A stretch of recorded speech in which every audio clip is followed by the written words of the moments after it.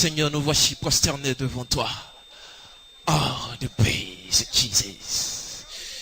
Oh, peuple de Dieu. Ennemi.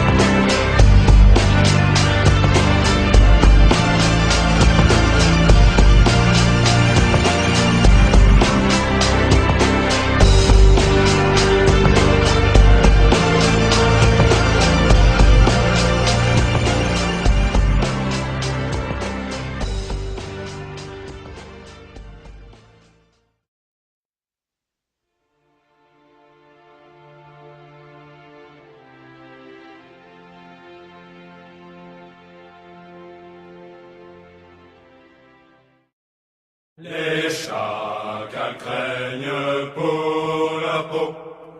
Hey ya, oh oh, car l'heure des comptes viendra bientôt. Hey ya, oh oh, oh oh, oh oh, oh. No, I'm not even going to talk about Spielberg, who, by the way, Steven Spielberg is a pedophile. Yep. See how easy that was, Corey? I didn't need $10 million. I just said it. But what I want to get into is, I want to get into like the bigger picture of how this stuff is all connected. Because when you're talking about like really elite levels, the name of the game is blackmail. So they want something on you that they can hold over your head so they can basically own you and tell you what to do. And they film it. And then they own you. So that's what runs the whole system, basically. They want compromised people because they're easy to control. Oh, I'm not going to talk about Tom Hanks either, who is also a pedophile. Tom Hanks, folks, is a pedophile.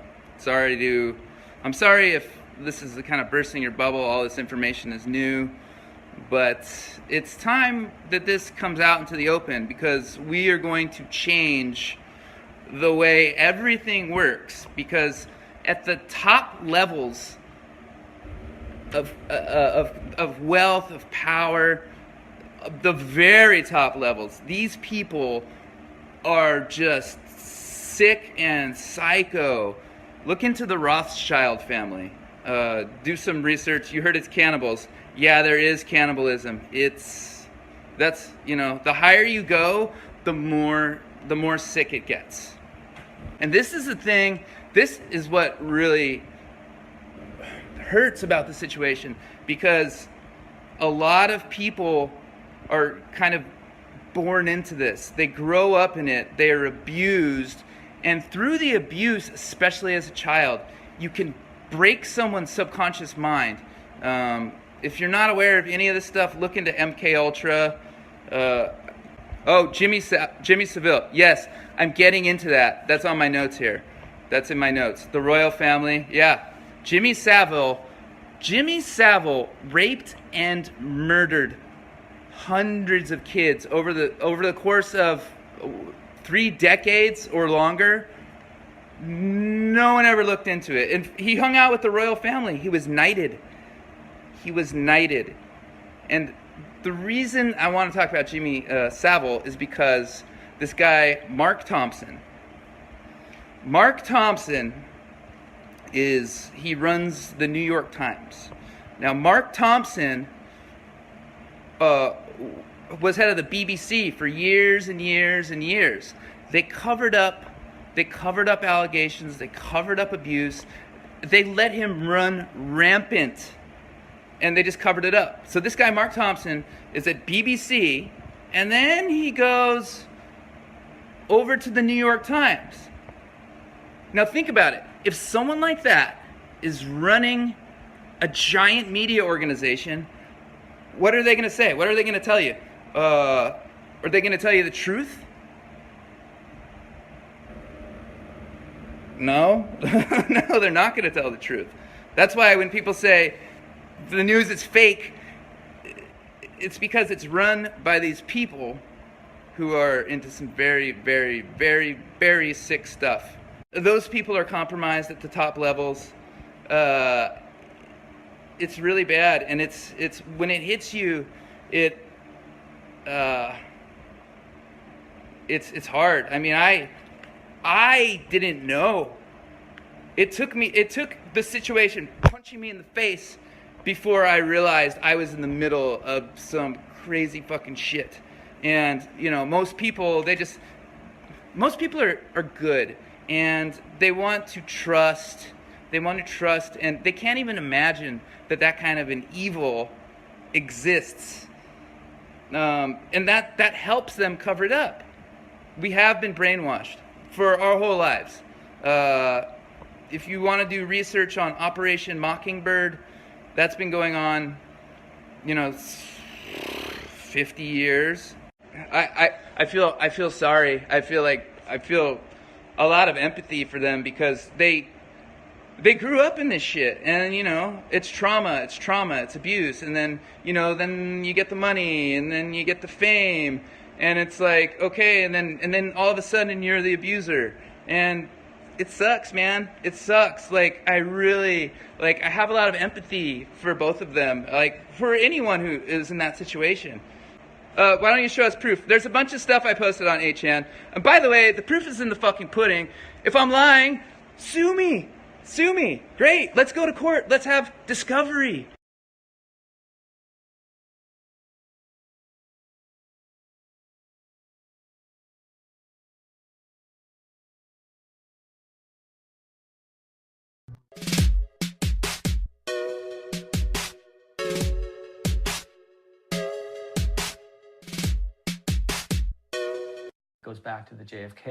L'utilisation du terme conspirationniste remonte à l'assassinat de John Fitzgerald Kennedy. C'est à cette époque qu'il a été adopté par les médias et qu'il est entré dans le langage courant. Je vais revenir sur cette étude qui a été faite pour l'Institut Jean Jaurès et qui montre que 8 Français sur 10 seraient convaincus par au moins une théorie du complot. C'est donc un sondage de l'IFOP. Selon cette étude, 79% des Français, je dis bien, croient au moins à une théorie du complot. 79% des Français interrogés par l'IFOP croient à au moins une théorie du complot. Le développement du complotisme, et en particulier dans la jeune génération, répond, je pense, à un état des lieux qui est très simple, c'est que cette génération-là, aujourd'hui, est complètement désabusée. Elle ne croit plus en grand-chose. On ne lui offre plus un récit national entraînant, galvanisant, conquérant. Si l'on en croit l'analyse de Gérard Bronner, sociologue et professeur à l'université de Paris Diderot, qui s'exprime ici dans les colonnes de Libération, eh bien, on adhérerait à la théorie du complot quand le réel est décevant. Ce qui justifierait qu'on aille chercher des vérités ailleurs. D'abord, on se rend compte que le complotiste, la personne complotiste, n'est pas forcément un individu totalement allumé, ni coupé du monde. Elle ne croit pas. Elle ne croit pas. Tout ce qu'on dit là, à ce moment, aujourd'hui, n'est pas cru. D'ailleurs, je nous inclus, nous, les médias dedans, d'ailleurs, parce que la défiance est telle que seulement une personne sur 4 nous fait à peu près confiance. Non, ça montre vraiment, il y a un chiffre d'ailleurs dans votre étude, on voit qu'il y a à peu près un quart des gens, seulement un quart des gens qui font confiance aux médias.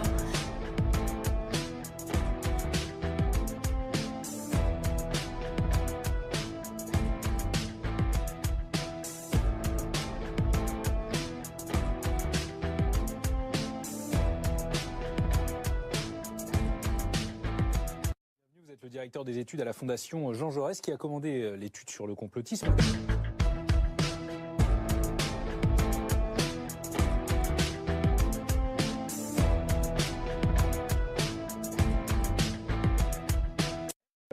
L'Église, avec le syllabus et un certain nombre d'autres textes, dénonçant définitivement la maçonnerie et interdisant aux catholiques de l'être, la maçonnerie souhaitant la disparition de l'Église, en tout cas sous sa forme centralisée. Fort heureusement, Jean Jaurès trouvera les mots permettant de trouver la solution par la loi de 1905, avec sa fameuse phrase, la France n'est pas schismatique, elle est révolutionnaire, et donc il permettra la solution par la loi de séparation qui permet à tout un chacun de cohabiter. La maçonnerie s'occupant des consciences et l'Église s'occupant des âmes, ce qui me paraît être une bonne répartition.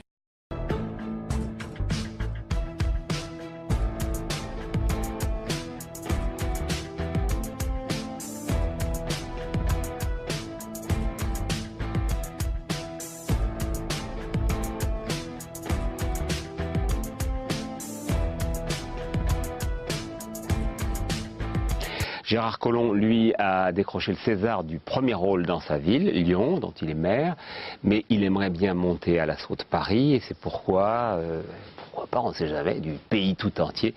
Il a beaucoup de bon sens et des propositions à revendre. Au sein même de l'Assemblée et du Sénat, ils sont 150, réunis dans la fraternelle parlementaire, sorte de vigie des valeurs républicaines. Nous portons des idées qui vont au-delà des limites de nos partis. Notre combat, c'est de faire prévaloir la loi des hommes sur la loi de Dieu. La loi de Dieu est à Dieu, elle est dans les églises, mais au Parlement, c'est la loi des hommes, c'est la loi de la République qui s'impose. Prochaine bataille législative des francs-maçons, la fin de vie, la bioéthique et encore et toujours la laïcité.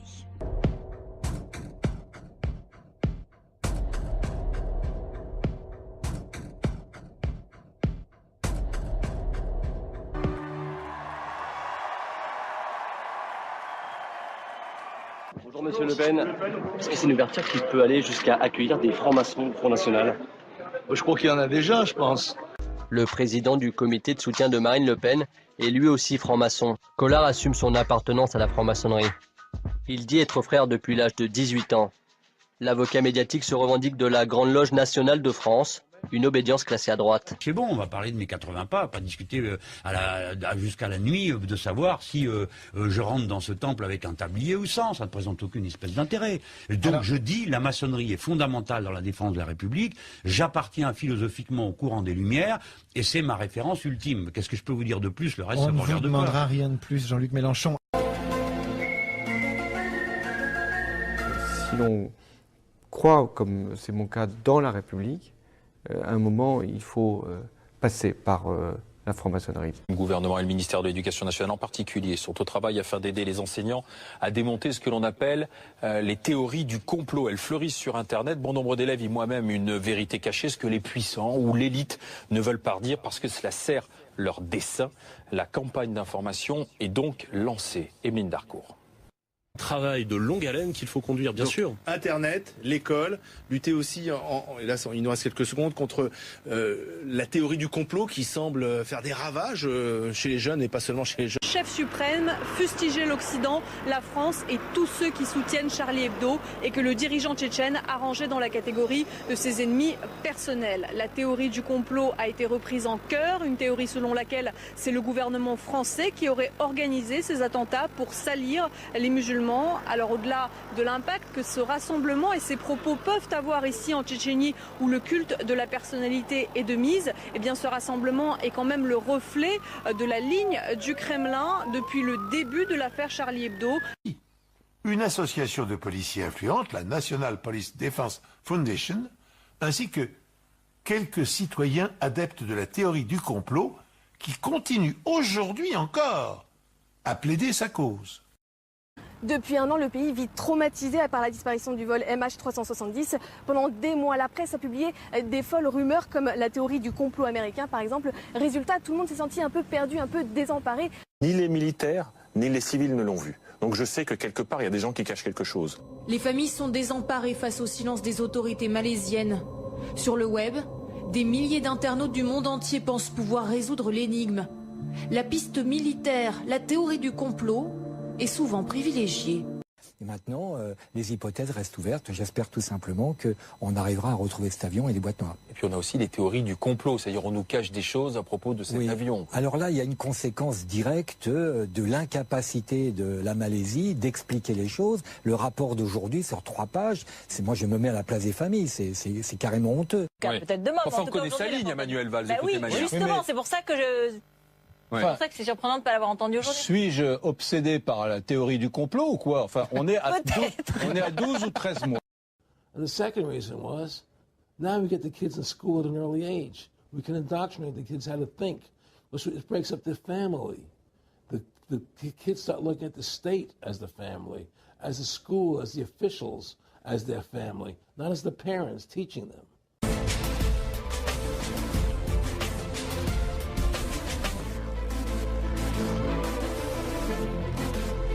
Les théories complotistes, c'est toujours des théories de la facilité. Ça permet de donner une seule explication aux choses. Eh bien, l'école républicaine, c'est l'exact inverse. C'est de montrer que la vie est complexe, la vie est belle, et elle doit être décodée, décryptée grâce aux outils que l'on apprend à l'école. L'éducation et l'école où on fait dans le détail. Et on prend du recul sur les choses. On n'est pas dans l'instantanéité d'Internet où on voit une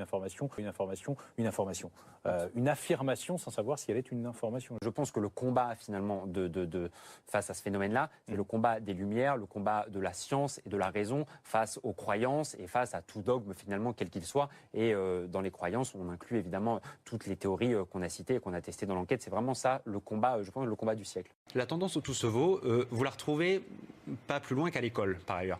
Mais le débat entre la croyance de l'élève versus la parole du professeur, est-ce qu'il faut rentrer en conflit? Est-ce qu'il faut laisser l'élève faire part de sa croyance et ne pas le troubler, etc.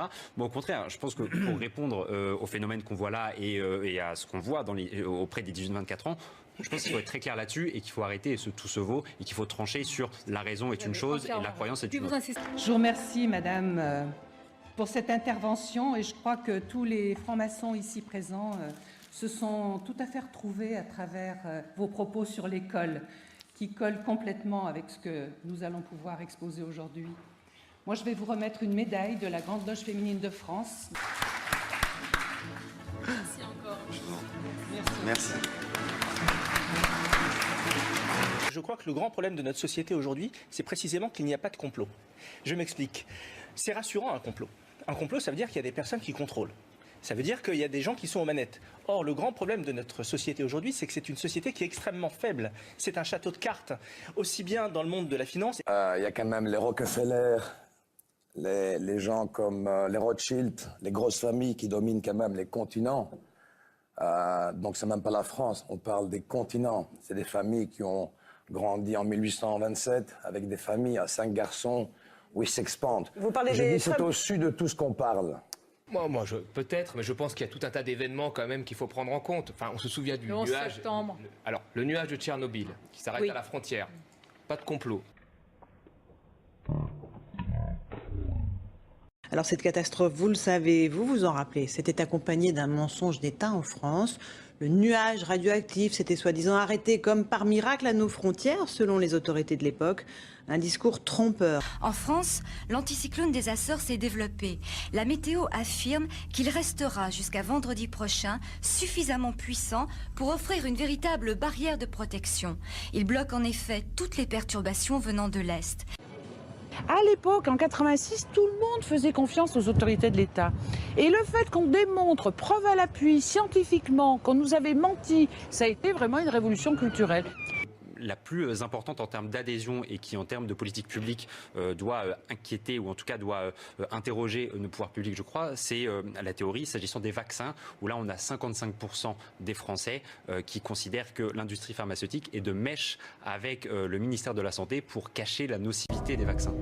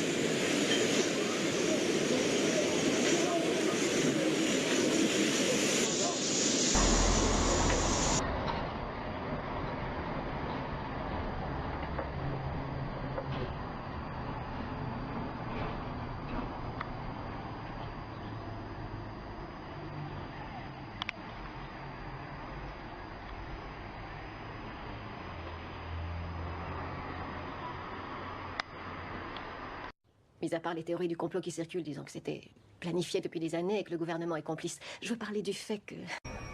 Écoutez, là, vous commencez à me foutre la trouille. Vous êtes quoi? De ces obsédés de la conspiration ou je sais pas quoi? Bonne théorie. Mieux que celle des Illuminati faisant monter le prix de l'essence et que les premiers pas de l'homme sur la Lune filmés à Burbank. C'est ridicule. C'était à Encino. Et pourquoi pas à Disneyland? L'aviation civile régule la population grâce aux traînées blanches toxiques des avions. Fluorure et contrôle mental, c'est prouvé. Ouais, parce que c'est n'importe quoi. C'est un conspirationniste. Il est taré. Il semblerait qu'il ait adhéré à des idées prenant la théorie du complot. En avoir fait part à ses élèves lui a valu quelques problèmes. Ce gars-là a des idées qui sont totalement anti-américaines, regarde. Il parle de fluoration de l'eau, de bombes à tsunami, de chemtrails.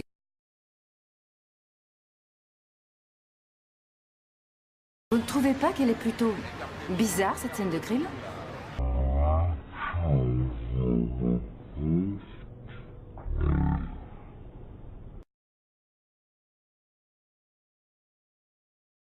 So also on social media, don't just hit the share button.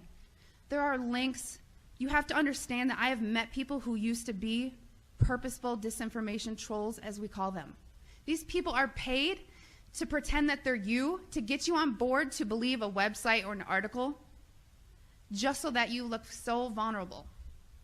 And then later it will be deemed non-credible, and then you look non-credible. Vous vous êtes laissé convaincre par les théories conspirationnistes de votre ami Case. Il n'y a aucune preuve qui confirme que vous ayez été hacké. Vous autres, les théoriciens du complot, vous commencez vraiment à me casser les couilles. Non, ok, alors oui, t'es cinglé si tu crois à la théorie du complot. And people approached me knowing what I did for a living and said, have you ever heard of chemtrails? Well, I hadn't. And that sparked my interest. So I went online and I looked at chemtrails. I saw a lot of, debunking, a lot of sites that were just kind of calling it a conspiracy theory. And I thought, well, geez, this is what I do for a living. Preventive health, making sure that people are not getting sick, especially in the workplace, and by things that we're doing that can affect, human health and the environment. to summarize it, in an attempt to debunk this conspiracy theory as I thought it was, I didn't debunk it. It literally changed my life.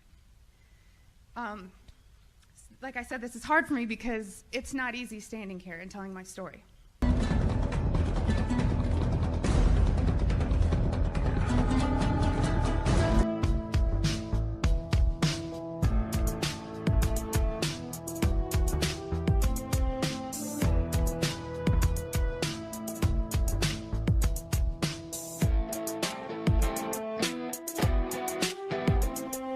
So you've heard about vaccines, and you'll hear, about smart meters, and you'll hear about other issues like fracking. These are all systemic effects. We are getting overexposed to toxins. People will tell you fluoride's in the water, but it's not a lot.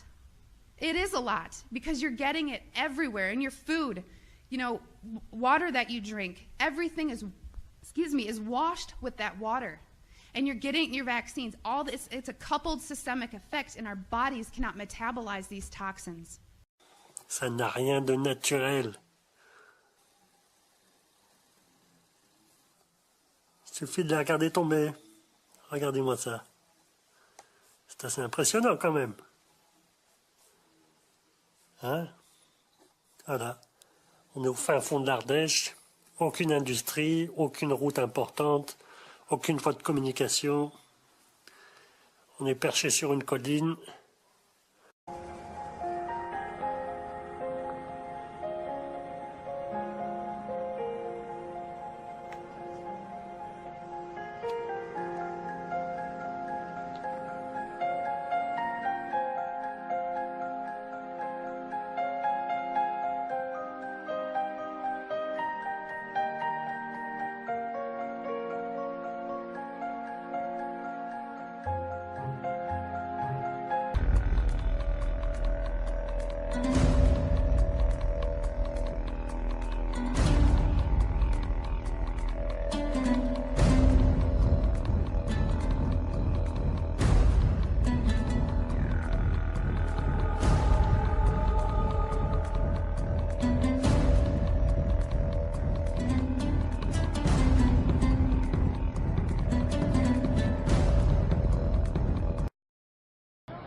Il est 10h30, heure locale. La deuxième tour du World Trade Center a commencé à exploser par le sommet, Il y a eu d'énormes explosions, on ne voyait plus rien. Les autorités locales et fédérales affirment que l'aire de Manhattan ne présente aucun danger et qu'il n'y a aucun risque d'épidémie. Mais le ministère de la Santé a fait dépêcher ici une équipe de 35 médecins spécialistes par précaution. Et après la tragédie, ce sont les dizaines de milliers de personnes souffrant de maladies respiratoires ou d'affections cutanées que les médecins ont baptisé le syndrome du 11 septembre. 40 000 personnes ont déblayé les décombres dans des vapeurs toxiques sans être averties du danger, souvent sans masque ni gants et ce pendant plusieurs semaines. Several moments of silence, marking the times that the hijacked jets placed roses on the site for a flower arrangement that will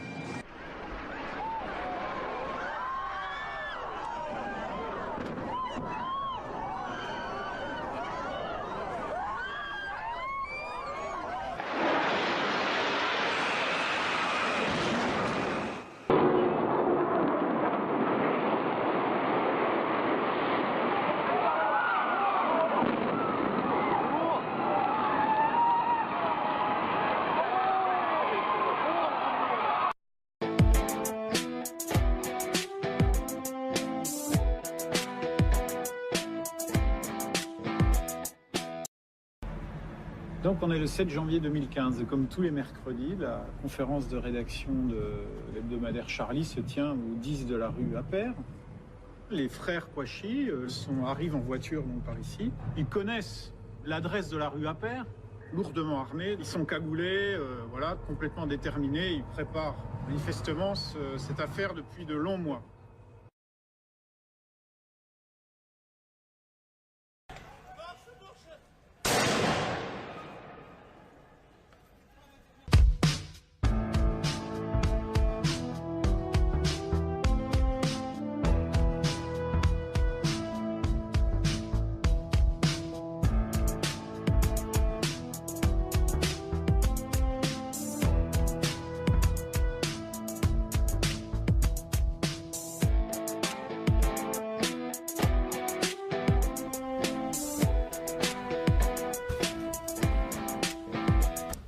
11h35, mercredi 7 janvier, rue Nicolas Appert, 2 hommes cagoulés armés de Kalachnikov regagnent leur voiture.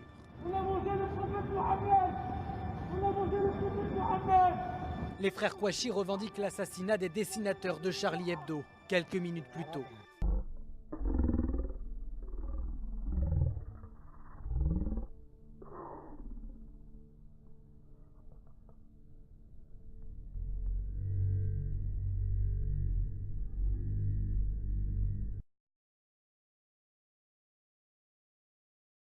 Chérif Kouachi.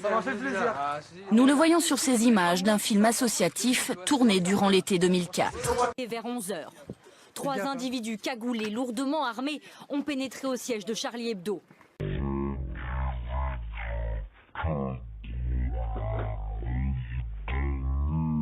Alors c'est une dame qui veut garder, évidemment, on le comprend aisément, l'anonymat. J'ai pu effectivement m'entretenir ce matin avec cette dame. C'est un témoin clé, important. Elle est évidemment, vous l'imaginez facilement, sous le choc, totalement terrorisée. Elle m'a raconté cette scène, et cette scène justement, eh bien vous allez l'entendre, elle n'est pas prête de l'oublier. Je suis sortie du bureau de tabac. J'ai vu ces 3 messieurs par terre, ces 3 militaires. J'ai vu du sang. Et je me suis mise à courir et j'ai heurté un monsieur qui partait tranquillement. Et il s'est retourné et c'est lui qui venait de commettre l'acte. Il était très très calme, contrairement à moi qui était totalement paniqué. Ce monsieur me fait peur, j'ai la trouille. Quand on est capable de commettre le meurtre qu'il a commis de sang-froid comme il a fait, c'est un monstre. Alors cette dame, évidemment, bien sûr, puisque le témoignage est capital, a été entendu hier soir par les hommes du SRPJ. Elle n'a pas voulu s'expliquer lorsque je lui ai posé la question du visage du tueur, parce qu'elle l'a vu de très près. Elle explique notamment aux enquêteurs qu'à un moment, il n'a plus sa visière. Elle aperçoit un tatouage, ça, elle n'a pas voulu y revenir, parce qu'elle m'a dit tout simplement, cet homme me fait peur, il me fout la trouille. Une habitante dit avoir croisé le regard du tueur. Je suis rentrée au bureau de tabac. Quand je suis sortie, que j'ai vu ça, je me suis mise à courir. Et si vous voulez, je l'ai bousculé sans savoir que c'était lui. Hein. Il s'est retourné, la visière a claqué. Donc, et là, j'ai vu le regard, aucun remords, aucun regret, rien. Alors, je ne sais pas faire la différence entre un tatouage chinois ou japonais et maghrébin. Elle a décrit le tueur, un homme de taille moyenne assez corpulent. Selon elle, il portait une marque, un tatouage sous un œil. Il l'avait sur cette joue. Il était comme ça face à moi. La visière, donc, il a eu un geste, quoi. L'enquête, Julien, a désormais des bases solides pour avancer, d'autant que d'après vos informations, le portrait du tueur se précise. J'ai pu discuter avec un des enfants qui avait croisé le tueur. Il a croisé le regard du tueur, des yeux bleus semble-t-il sur un visage blanc. C'est en tout cas ce qu'il a confié aux enquêteurs. Des enquêteurs qui dans les prochains jours vont analyser tous ces témoins directs, ainsi qu'ils vont analyser les 5 caméras de vidéosurveillance qui n'ont rien raté de cette scène barbare.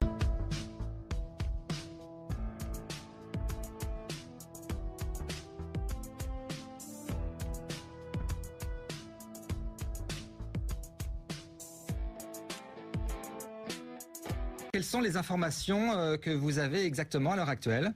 Alors l'information que j'ai et qui, vous le disiez, reste à confirmer, c'est que l'individu a été interpellé. Alors j'ignore encore dans quelles circonstances, s'il s'est rendu ou si c'est le résultat d'un coup de force mené par justement les policiers du RAID. Alors ça, pour l'instant, on l'ignore. Les informations que j'ai sont très succinctes à l'heure qu'il est, mais tout est terminé apparemment. Individu interpellé. Je ne sais pas s'il y a eu échange de coups de feu. Je ne sais pas non plus si c'est le résultat des négociations. Mais en tout cas, l'individu est interpellé. L'affaire est à présent apparemment bien terminée.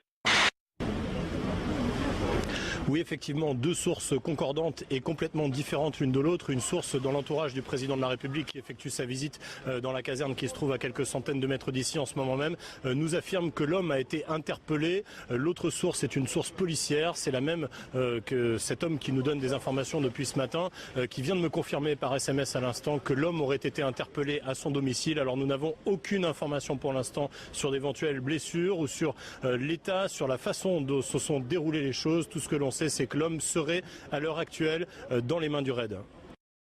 Merci Antoine pour ces précisions. Vous intervenez évidemment à tout moment sur l'antenne d'ITélé dès que vous avez d'autres informations. L'homme a donc, selon vos sources, été interpellé il y a quelques instants à son domicile. Pas plus de précisions pour l'instant. Mickaël, on va revenir sur... Un témoignage étonnant. Maintenant, nous allons l'entendre dans quelques minutes, celui d'une journaliste de la chaîne France 24. Mais tout de suite, on va retourner à Toulouse, en direct. Retrouvez notre envoyé spécial, Philippe Castel. Il y a peut-être du nouveau. Philippe. Oui, effectivement, une dernière information qui vient de nous parvenir. Et cette fois-ci, je peux vous confirmer cette information. Mohamed Merah s'est rendu il y a quelques minutes aux forces de l'ordre.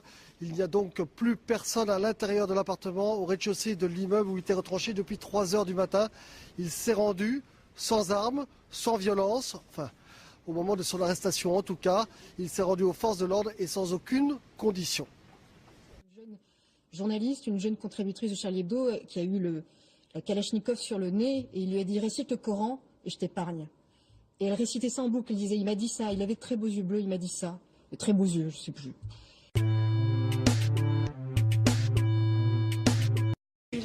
Lilith essaie de détruire les 66 sceaux pour libérer Lucifer.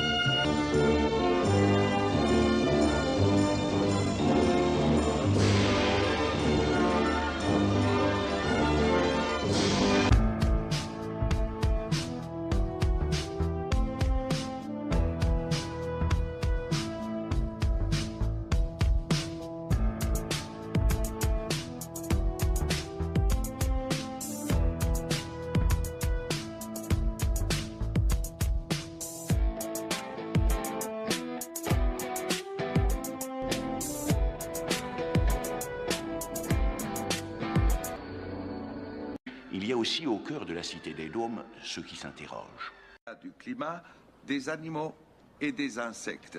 Ainsi, nous avons commencé à vivre ensemble au sein de la toute première communauté autonome au monde.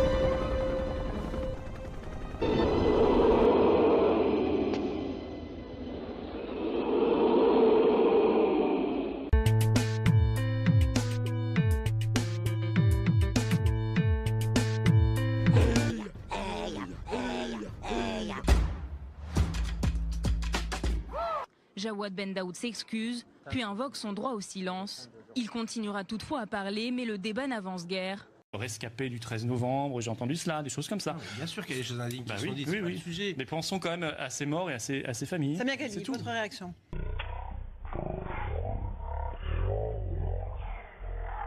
La loi du silence, cette défiance envers la police, qui fait qu'il y a un deuxième cercle qui va aider les terroristes, mais peut-être pour d'autres raisons. Jawad Ben Daoud prend toute la place dans ce procès. D'ailleurs, on parle du procès de Jawad Ben Daoud, sauf qu'il n'est pas le seul dans le box. On a tendance peut-être à l'oublier.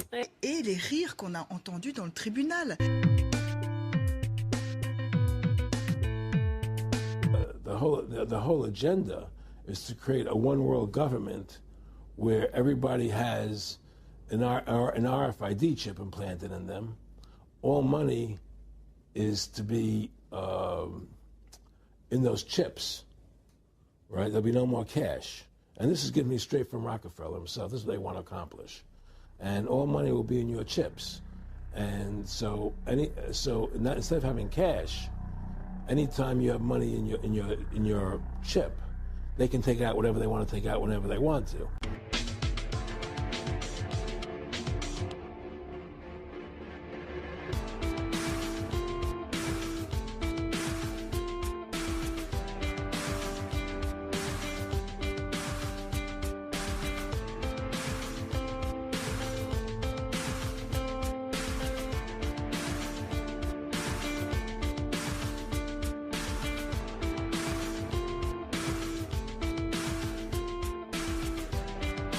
I killed Princess Diana.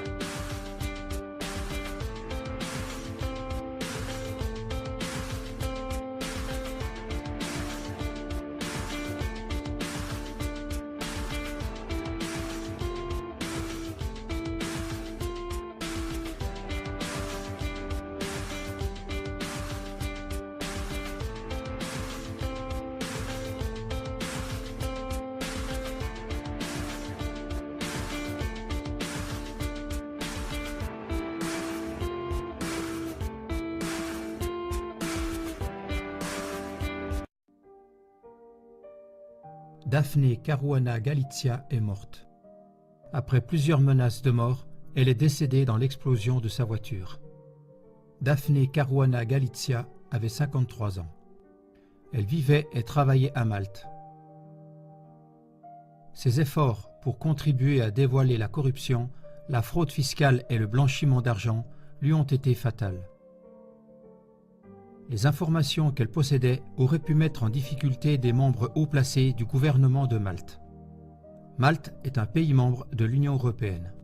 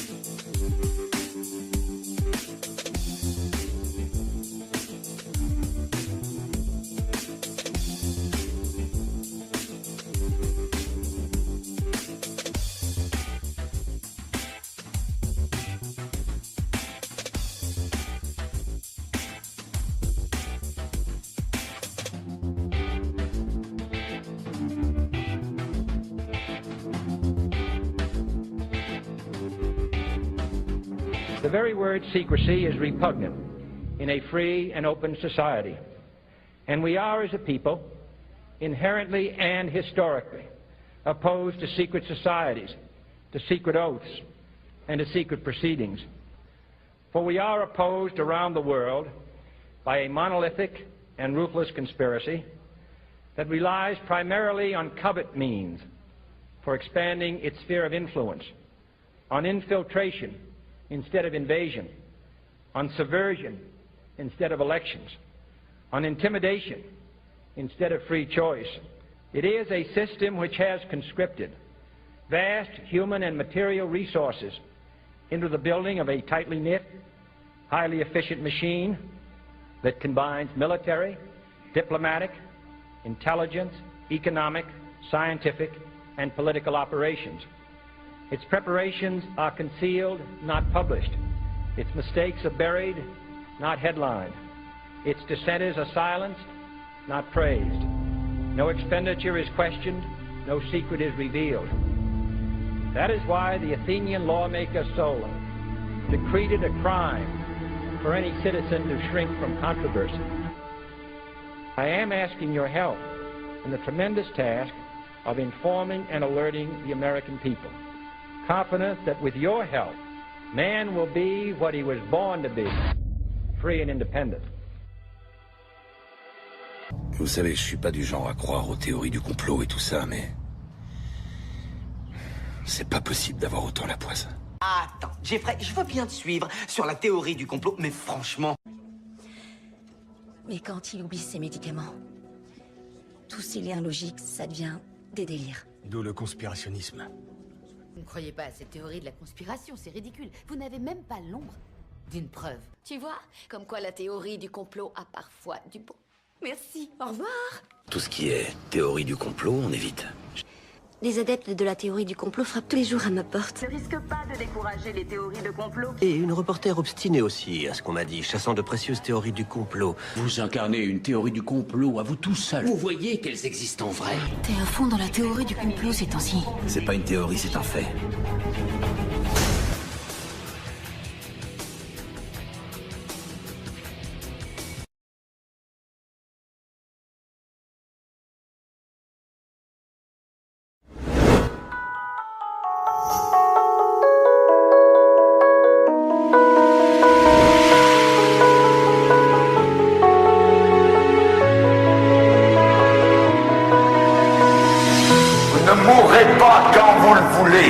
Vous allez mourir car Dieu va venir vous chercher. Et que vous le vouliez ou non, vous allez passer dans l'éternité. Dans 50 ans d'ici, la plupart d'entre nous serons dans l'au-delà. Question, où seras-tu? Il n'y a que deux éventualités. Ciel, enfer. Les deux existent. Il ne peut pas exister un ciel s'il n'y a pas d'enfer. Il ne peut pas exister d'enfer s'il n'y a pas de ciel. Les deux existent. Et Jésus-Christ, le Fils de Dieu, c'est lui qui nous a enseigné ces choses. Ézéchias a refusé d'accepter la mort, car Dieu a déclaré « Tu vas mourir et tu ne vivras plus ». Il n'a pas donné d'ordre à sa famille, à sa maison. Il s'est tourné vers la muraille de chaux. Il s'est détourné des hommes. Il s'est détourné même du prophète Ésaïe, l'homme de Dieu de l'époque. Et il s'est tourné vers le mur blanc de chaux blanche. Et là, il ne voyait que Dieu. Il parlait à Dieu. Il a pleuré devant Dieu. Il a cherché Dieu. Il demandait simplement quelques années de plus.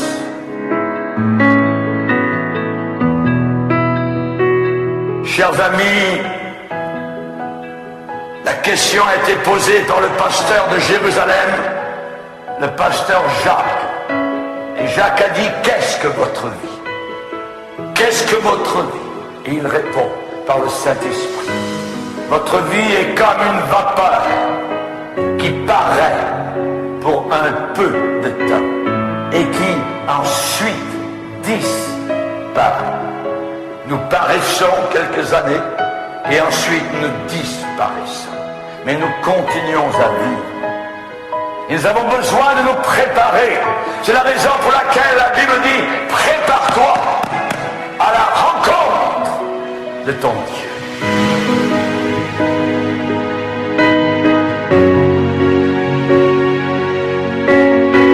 Prépare-toi, le battement de ton cœur, boum, boum, boum, un jour va faire boum, boum, boum. Il n'y aura plus de vie. Vous serez passé dans l'au-delà, dans l'éternité. Prépare-toi à la rencontre de ton Dieu.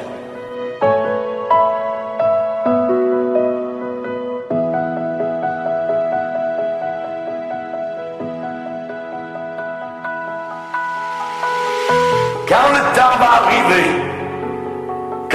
temps va arriver, le moment défini de la mort, souvent, c'est difficile de l'accepter. Mets ta maison en ordre, parce que tu vas mourir. Tu ne vivras plus. Mets ta maison en ordre, ça veut dire mets ta vie en ordre. Dieu veut de l'ordre. Personne qui vit une vie désordonnée ne pourra passer dans les portes de la gloire.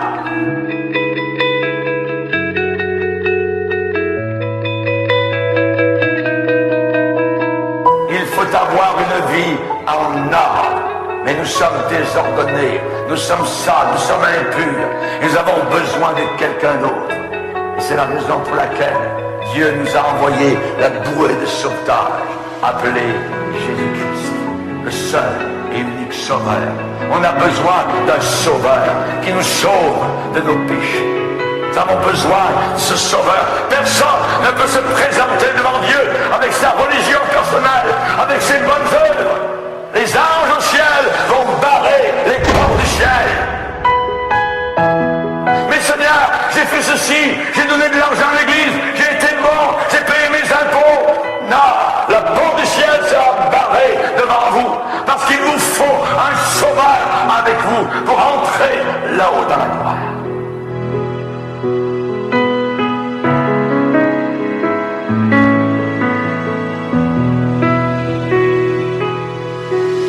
Combien de personnes ont dit, ah vous savez pasteur, moi je me débrouillerai quand je serai là-haut avec mes chums, avec mes amis, tout ça, on va lui parler à Dieu, on s'arrange avec lui. Vous ne pourrez jamais vous arranger. Il faut s'arranger sur la terre. C'est sur la terre que Dieu dit, mets ta maison en ordre, parce que tu vas mourir.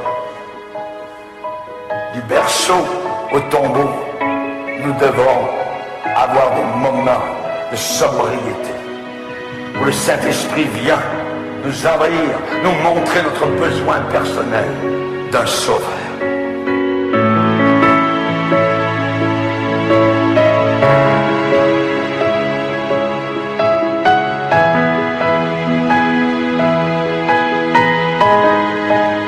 Quand le temps arrive, la mort va frapper. Et il faudra partir. Il faudra tout laisser. Le compte en banque, la maison, le frigidaire, la télévision, vous laisserez tout derrière vous. Tout restera sur terre. C'est l'homme sage de l'Ancien Testament, Salomon, qui a dit, il y a un temps pour tout, un temps pour toutes choses sous les cieux. Il y a un temps pour naître, et il y a un temps pour mourir. Quand la mort va frapper à votre porte, si vous n'avez pas donné votre vie à Jésus, ce ne sera pas les anges qui vous emmèneront dans le sein d'Abraham, dans le paradis de gloire. Ce sera les démons qui vous attireront vers l'enfer, là où il y a des pleurs, des grincements de dents, pour l'éternité, pour l'éternité, pour l'éternité, pour l'éternité.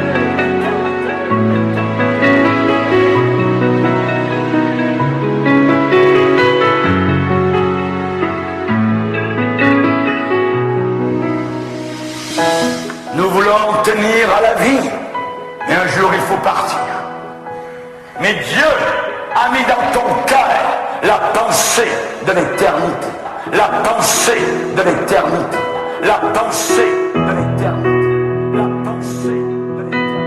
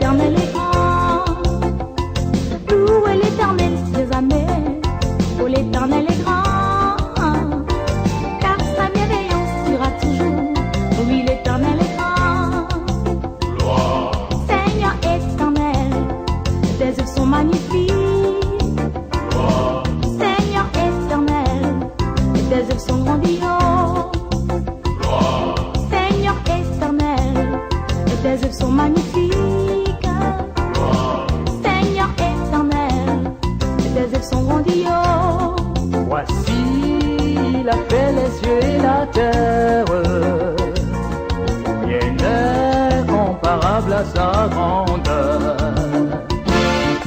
Voici, il a fait l'homme et la femme, reçois jamais la louange. Louez l'Éternel des armées, ô l'Éternel